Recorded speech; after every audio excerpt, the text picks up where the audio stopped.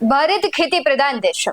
આપણા દેશમાં ખૂબ સારી રીતે નેતાઓ છે પોતાના સંબોધનમાં જય કિસાનના નારા તો લગાવે છે, પણ છેલ્લા 2 દિવસથી રાજ્યમાં જે કિસાનના નારા લગાવી રહ્યા છે તે નેતાજીઓ કેમ રાજ્યના ખેડૂતોની તેમને ચિંતા નથી થતી? ક્યાં ખોવાઈ ગયા છે જય કિસાનના નારા લગાવતા એ નેતાઓ? જ્યારે ખેતી પ્રધાન દેશના ખેડૂતોની માથે મુસીબતનો પહાડ ફાટે છે, જગતનો તાત છે પોતાના હક માટે લડે છે, ત્યારે ક્યાં જાય છે નેતાઓ જે ચૂંટણી સમયે ખેડૂતોને ઈશ્વર માને છે? નમસ્કાર, BS9 TV ન્યૂઝમાં આપની સાથે હું ભગવતી શાવડિયા। વાત આજે અન્નદાતાની કરવી છે, કારણ કે છેલ્લા 2 દિવસથી પોતાના હકની લડાઈ લડતા ખેડૂતો સાથે બોટાદ ખાતે ગઈકાલે જે થયું તેણે પોલીસ, સ્થાનિક નેતાઓ અને સત્તાધીશો પર અનેક સવાલ ઉભા કર્યા છે।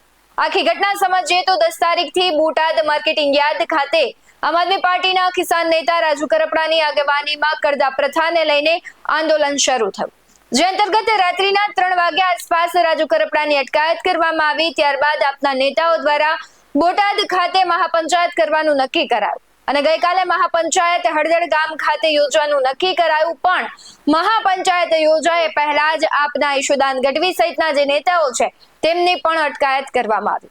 તો બીજી તરફ મહાપંચાયત દરમિયાન રાજુ કરપડા અને પ્રવીણ રામ સહિતના નેતાઓ અચાનક ત્યાં પહોંચે છે, પણ સવાલ એ છે કે જ્યારે ભાજપના નેતાઓની કોઈ સભા હોય, સામાન્ય કાર્યક્રમ હોય, ત્યારે કેમ પોલીસ પરમિશન આપી દે? જ્યારે ખેડૂત છે, વિપક્ષ છે કે સામાન્ય વ્યક્તિ છે, પોતાના હક માટેની જ્યારે લડાઈ લડતા હોય, સત્તા સામે સવાલ કરતા હોય છે, તો તેને કેમ પરમિશન નથી મળતી?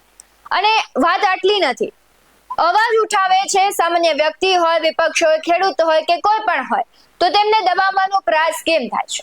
અને હદ તો ત્યાં થાય કે પોલીસનું જે વર્તન હોય છે તે અમાનવીય અને કાયદાનું ઉલ્લંઘન કરતું હોય તેવું વર્તન કેમ તેનું બની જાય છે? કેમ પોલીસ છે અચાનક હિંસક રૂપ ધારણ કરે છે? ગઈકાલે અમારા સહયોગી જ્યારે રિપોર્ટિંગ કરી રહ્યા હતા ત્યારે તેમની પોલીસે અટકાયત કરવાનો પ્રયાસ કર્યો, તેના બંને મોબાઈલ લઈ લેવામાં આવ્યા। ખાસ તો સમજવા જેવી બાબત એ છે કે જ્યારે તેમણે કહ્યું કે શા માટે મારી અટકાયત કરવા માંગો છો, ત્યારે પોલીસ કહે છે કે પહેલા પોલીસ સ્ટેશન આવો, પછી કારણ જણાવીશું। આ કેટલો યોગ્ય જવાબ કહેવાય? અને આ ઘટના બાદ પોલીસની કામગીરી પર અનેક સવાલો થઈ રહ્યા છે, કારણ કે પોલીસનું જે વર્તન હતું, પોલીસ દ્વારા આપવામાં આવેલા જવાબો છે એ સાબિતી આપતા હતા કે તેમને ઓર્ડર આપવામાં આવતા હતા કે આની અટકાયત કરો, અને ક્યાંક પોલીસ છે તે કોઈના ઇશારે કામ કરી રહી હોય તેવા પણ દ્રશ્યો સામે આવ્યા હતા। તેમના જે જવાબ હતા તે સાબિત કરી રહ્યા હતા કે પોલીસને ઓર્ડર આપવામાં આવતો હતો। તો બીજી જ બાજુ તમે ભૂતકાળમાં જુઓ તો તમને ખ્યાલ આવે કે પાટીદાર અનામત આંદોલન વખતે જેણે યોદ્ધા તરીકે કામ કર્યું હતું એ બધાની પણ અટકાયત કરવામાં આવતી હતી, ત્યારે તેના પર રાજદ્રોહના કેસો કરવામાં આવતા હતા, અને એ યોદ્ધાઓએ જ્યારે કેસરીઓ ધારણ કર્યો ત્યારે તેઓ રાષ્ટ્રપ્રેમી કેમ અચાનક થઈ ગયા?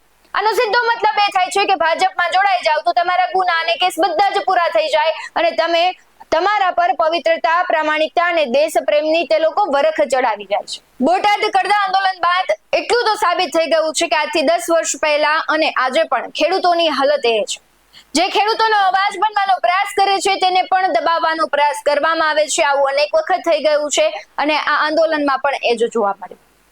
અને વાત એ છે કે જો સરકાર છે, જે જવાબદારો છે, એને આ આંદોલન શાંત કરવું હોત, આસાનીથી આનું જે કહેવાય છે કે સમસ્યાનો ઉકેલ લાવવો હોત તો લાવી શકે, પરંતુ સીએમ જ્યારે રાજકોટ આવ્યા ત્યારે રસ્તામાં ખેડૂતોને મળ્યા ત્યારે તેમને અચાનક સંવેદના જાગી, પરંતુ એ સંવેદના જો બોટાદના ખેડૂતો માટે જાગી હોત અને એક વખત તેમની મક્કમતા તેમણે બોટાદના ખેડૂતો માટે બતાવી હોત, એ મામલે તેમણે નિરાકરણ લાવવાનો પ્રયાસ કર્યો હોત, તો આજે આ ભયાનકતા ભરી પરિસ્થિતિનું નિર્માણ ન થાય।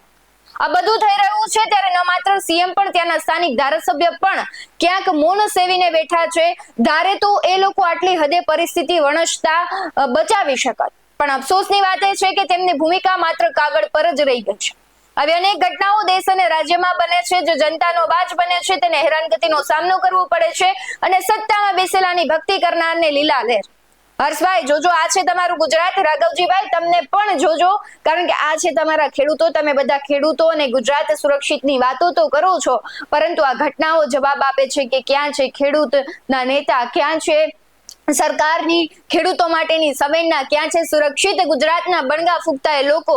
અને વાત સુરક્ષાની અને ખેડૂતોની નથી, દરેક ઘટનાઓમાં ક્યાંક ને ક્યાંક સંવેદનશીલતા, જે પ્રમાણે ચૂંટણી વખતે જે વાયદાઓ કરવામાં આવે છે એ વાયદાઓ છે માત્ર અત્યારે પ્રશ્નાર્થ બનીને ઉભા રહ્યા છે। હકની લડાઈ માટે ખેડૂતો છે તેને માર ખાવો પડે છે, ન માત્ર ખેડૂતો પણ હાલ છે એ પરિસ્થિતિ એટલી વણસી ગઈ છે, હવે એમાં ક્યાંક ને ક્યાંક રાજકારણ છે એ પણ ગરમાયું છે. સ્થાનિક જે ખેડૂતો છે, સ્થાનિક લોકો છે અને મીડિયા કર્મીઓ છે તેને પણ જે હેરાનગતિ કરવામાં આવી છે તેના પર પણ અનેક સવાલો થઈ રહ્યા છે. રાજ્યના ખેડૂત વિશે તમારું શું કહેવું છે? પોલીસ અને પ્રશાસનની કામગીરી વિશે તમારું શું કહેવું છે? કમેન્ટ બોક્સમાં જરૂરથી જણાવજો. બાકી આવા જ વધુ અહેવાલો સાથે ફરી મળતા રહીશું. તમે અમારી યુટ્યુબ ચેનલને સબસ્ક્રાઇબ કરવાનું, અમને ફેસબુક અને ઇન્સ્ટાગ્રામ પર ફોલો કરવાનું ભૂલશો નહીં. બાકી અવનવી અપડેટ્સ મેળવવા માટે આપ જોતા રહો BS9 ન્યૂઝ. નમસ્કાર.